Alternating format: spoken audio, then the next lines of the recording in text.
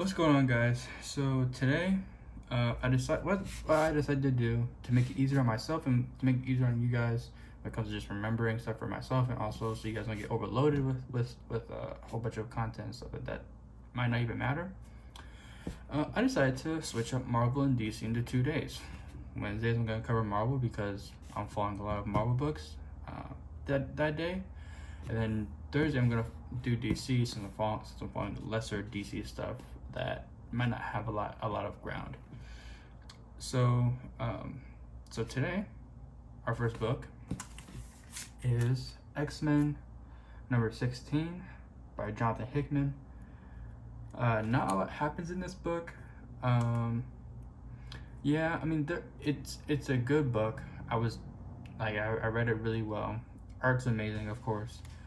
And the coloring is amazing as well. But essentially they're trying to form a new X-Men team, and it's going to be governed by the people who is on the X-Men. Before it would have been like Charles Xavier or Magneto or someone from the Quiet Council, which is essentially like their government body. However, they're having it be very democratic in this sense.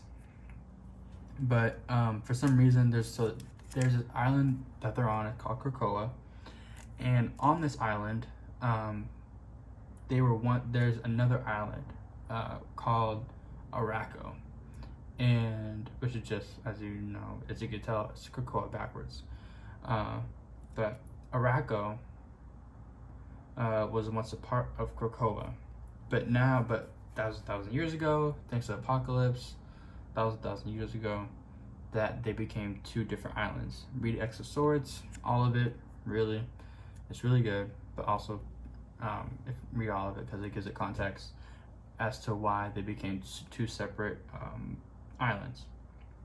Now, they're trying to come together, but their council also has their own quiet council. They're called the Nine or what have you,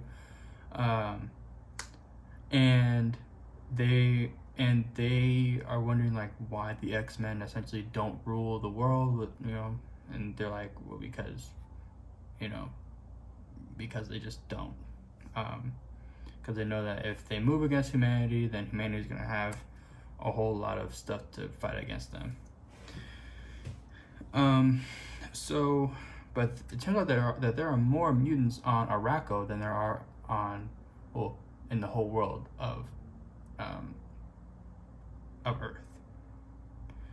And so they're trying to figure out what they're going to do with all these mutants now.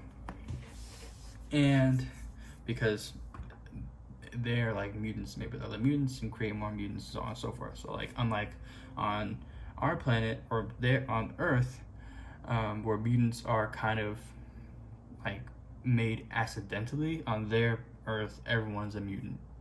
So there's surplus of mutants now, and they're trying to figure out what to do. And so Krakoa and Araco aren't communicating the same like they used to. They actually speak two different languages now, which is kind of crazy, because they were once one island. Now they're like, now Krakoa is like, please come on back, and then the other island's like, nah, I'm not really feeling you anymore, or what have you. And so now it's a lot of diplomatic stuff where, like, the Quiet Council is like, you can't move against humanity if they move against us, and then Araco's like, well, we only know fighting and war. So we're gonna see where this goes. I'm hoping that goes where I think it's gonna go. That's pretty interesting. Now we have Wolverine. This was a long, thick book. I mean, it was good. Celebrates 350 issues of Wolverine. I don't know if that's throughout all time or if that's just within the past few years or what have you. I don't think it's that many. But no, it happens here either. A lot of dialogue. Wolverine's trying to find out who this guy is and where he is rather. His name is Maverick, and essentially they're just trying to figure out where he is, and that's basically it. It's not a lot happens in this book. which is kind of unfortunate because celebrating something so big, like 350 issues, I don't want to be this the most action-packed book that, you know, Wolverine has ever had, ever, if I'm the writer. But I guess he didn't think about that before he wrote it, so that is what it is. Then we have Avengers Enter the Phoenix Part 1. Now, this was the coolest book because we see a lot of people, just on the front cover, you see Captain America, Wolverine, Black Panther, Namor, and She-Hulk. Like, they're all wielding the Iron Fist too back there. Yeah, I think that's Iron Fist back there as well. They're all wielding the Phoenix Force. And so this book, it goes in between now and the past, or the present, and in the future, I think. Yeah, the present and the future, but not like far future, just like what will happen in the next few books, you know, where the book is going. You open up to Captain America getting whooped by Doom, Dr. Doom, and Captain America ends up wielding the Phoenix Force. It's really cool. Yeah, I like this cover right here. My favorite character, Black Panther, with the Phoenix Force. It's so cool. I was like, that's amazing. Okay, now for the cool variant covers that I thought I'd pick up, I've got the Black Panther Stormbreakers variant, and I was just like, that is so cool. I was like, look at him. He's just like like a smooth criminal. Like, this dude married Storm. They broke up because of some stuff that wasn't their fault. It seemed very forced that they broke up. I was like, I don't want that. I want them to be together because, like, they're both powerful, badass people, and they deserve to, like, be together, and, like, their kids would be amazing. Like, I hope they end up together, stuff like that. What I want Marvel to do is like a future state type scenario where, like, if you guys remember, there's this old movie.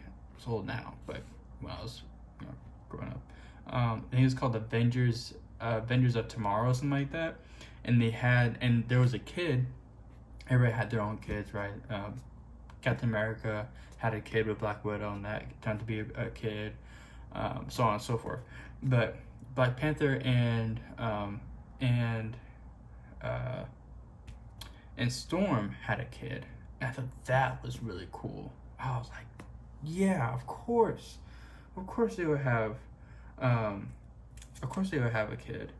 And I don't know if this is, it says in the back there's only one per store, so I'm assuming this is a pretty good variant. Yeah, I just thought it was so cool. They should do something like that though, like a future state type scenario. And then we have, I admittedly am not actively reading Amazing Spider-Man, so I just know they just got done with their Last Rites storyline. But I just thought, you guys know, I'm a Spider-Man Miles Morales fan, so I just had to pick it up. I had to. I might read it. I'll probably read it because I've read 53, 54, 55, or now I have 55. But it's the Sony PlayStation variant for Miles Morales, and it's the 1 in 10. And I was just like there's spoiler. You guys know what spoiler is. And then there's Miles. I thought the art was amazing. And he's like looking at us. He was like, Spider-Man, what you looking at? I don't know. I just thought it was pretty cool. But yeah, that's all I got from Marvel. I'll read these, and I'll read this, and you guys know how this is. This is just Avengers. This is just the variant version of this one. So I already know how this is gonna go. But I'm gonna hold on to that. That is so cool. I like that cover a lot, and I like this one as well. I might read this one. Yeah. That's all I got for you guys today. It was a pretty light week. Again, I still have my DC stuff that I have to read, and that would be Batman Annual #1 and I don't know. Do you guys want me to cover the tie-ins for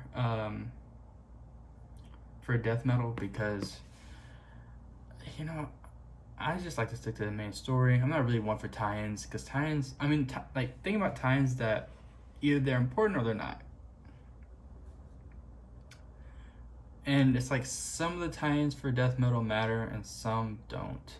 Now, this one, I'm not sure if it does. I'm not gonna show you what it is yet. This one, I'm not sure if it does. I'll read it and let you guys know. If it is important, then I'll cover it. If not, then this will probably be the last time you hear me talking about it. And then Batman Annual number 1. Annual number 5. Annual number 1. Annual number 5. But yeah, that's all I got for you guys. I don't know if you guys can see those, but that's all I got for you guys today.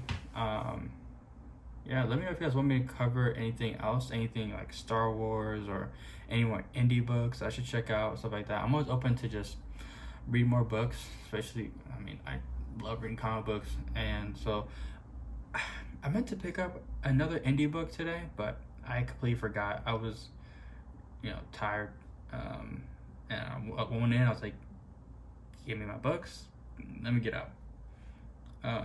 I already pre-ordered my books for Future State, so you guys should expect some books from that that I'll cover. I'm probably gonna give them. They're only supposed to last like 2 months, so that's gonna be coming up pretty soon. But yeah, that's all we got for you guys today. Like I said, let me know if you guys want anything more, any live streams, or I might make some. I want to get into gaming. I'm kind of a gamer, kind of not. All depends on whenever I go to a friend's house. But yeah, I want to cover gaming at some point in time. There's lots of I have in the works for the near future that I want to get done. But for now, this is it. Catch you guys later. Peace.